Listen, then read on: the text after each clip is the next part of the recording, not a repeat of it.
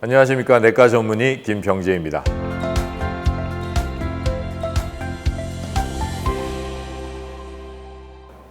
나는 말랐고 고기도 안 먹는데 고지혈증이 있어요. 도대체 뭘 잘못하는지도 모르겠고 정말 헷갈립니다. 건강하게 살려고 음식도 나름 가려 먹었고 또 과일도 좀 많이 먹는다 생각을 했는데 고지혈증에 걸렸어요. 이렇게 되면은 대부분 많은 사람들이 과일을 탓합니다. 이게 과일이 고지혈증에 걸리게 한다.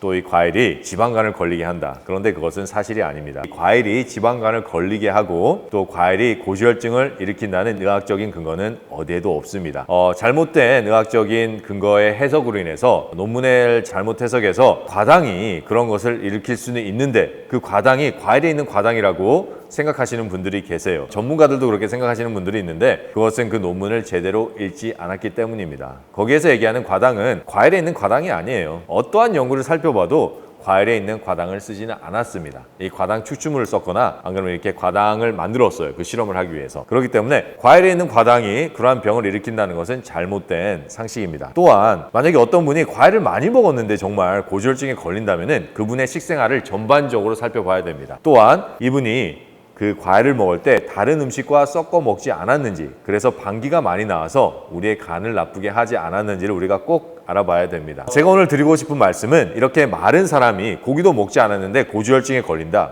그 이유는 바로 간 기능 저하입니다. 우리가 포도당을 먹었을 때 이 포도당은 우리 간에서 인슐린을 써서 지방으로 바뀌게 됩니다. 이 지방으로 바뀌면은 이제 우리 간에서 지방을 에너지원으로 쓰든지 아니면은 피하 지방으로 가서 운동을 딱 하게 되면은 그 피하 지방이 다시 우리의 근육으로 바뀌어줘야 되는 일을 하는데 간 기능이 나쁘다면은 아무리 마르고 고기를 먹지 않아도 충분히 고지혈증에 걸릴 수가 있습니다. 제가 말씀드린 그 기전 때문에 그래요. 그래서 이런 분들은 우선 간 기능 회복이 최선입니다. 간 기능을 회복을 시켜주려면 우선 간을 혹사시키지 말아야 됩니다. 우리가 간을 가장 혹사시키는 것은 시도 때도 없이 먹는 간식입니다. 그래서 우리가 과일을 먹을 때도 조심해야 돼요. 과일을 우리가 아무리 좋다 그래도 시도 때도 없이 간식처럼 계속 먹으면 그것은 우리의 간에 부담을 일으킵니다. 또 이게 잘 소화가 되지 않기 때문에 우리 위에서 제대로 소화를 시키지 못하고 내보내요.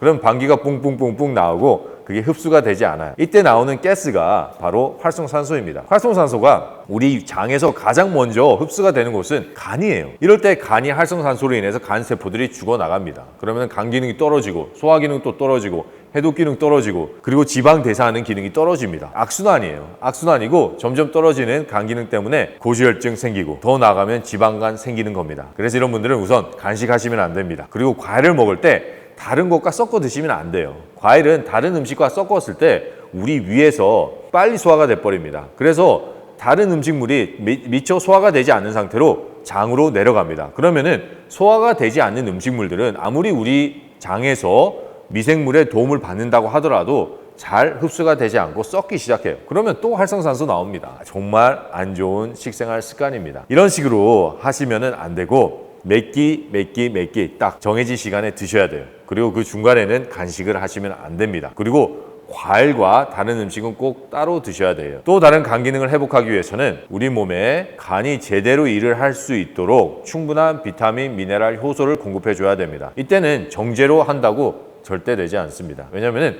정제에는 살아있는 비타민, 미네랄, 효소가 없기 때문이에요. 그래서 살아있는 채소, 살아있는 과일 그리고 살아있는 씨앗을 대량으로 공급해 줘야지만 우리 간의 기능이 회복이 됩니다. 그런데 이때 간 기능이 떨어져 있으면 소화 기능이 떨어져 있어요. 그래서 이 대량의 채소와 과일을 먹기 위해서는 같이 섬유질을 먹어줘야 되는데 이 섬유질이 기능이 떨어진 간한테는 부담이 됩니다. 그래서 비록 우리 몸에는 어느 정도의 섬유질이 필요하지만은 우리가 간의 기능을 회복시키기 위해서 채소와 과일을 먹을 때는 이 섬유질을 제거하고 먹는 게 오히려 간에는 도움이 됩니다. 이 사실이 아주 중요합니다. 그래서 우리 몸에 필요한 섬유질은 식사할 때 충분히 채소를 씹어서 섭취해 주시고 아니면은 씨앗즙을 마셔서 섭취해 주시고 우리의 몸을 우리의 간을 회복하기 위해서 대량의 미네랄, 비타민과 효소를 공급할 때는 그러한 섬유질이 없는 즙으로 하셔야 됩니다. 이럴 때 우리가 그냥 생채소와 생과일을 입으로 섭취하는 것보다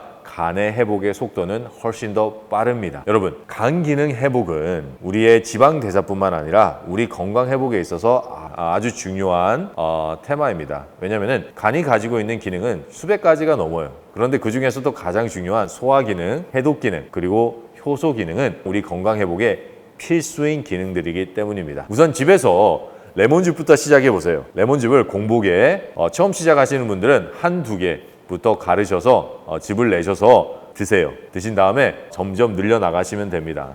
다만 이때 내가 속이 쓰리다, 좀 많이 쓰리다 그러면은 위염이 있다는 소리인데, 이런 분들은 우선 위염을 나으시고 위염을 회복하시고 계속 레몬즙을 드시면 됩니다. 위염을 회복하는 것은 간단합니다. 레몬즙 대신 오렌지 주스나 자몽 주스를 드세요. 이 오렌지 주스나 자몽 주스는 약산성입니다. 우리가 약산성인 이 과일 주스를 먹을 때 우리 위에서는 완충작용이 일어나야 됩니다. 왜냐하면 우리 위는 산도가 상당히 낮은 환경입니다. 그런데 그 환경보다 살짝 높은 약산성의 오렌지 주스가 들어온다면은 그 낮은 산도를 유지하기 위해서 우리 위에서 알칼리를 내보냅니다. 그 알칼리가 우리 위염을 치료하기 시작합니다. 또한 같이 마셔주는 채소즙, 즉 녹즙이 우리 몸에 있는 염증을 해결하면서 아주 깊숙한 곳에 뿌리박고 있는 위염의 근본적인 원인을 해결하기 시작할 겁니다. 그래서 오렌지 주스 마시고 또 채소즙 마시고 그 후에 위염이 나오면은 그때부터 레몬즙 드시면 됩니다. 이런 식으로 우리 몸에서 제대로 된 즙의 활용과 또 건강한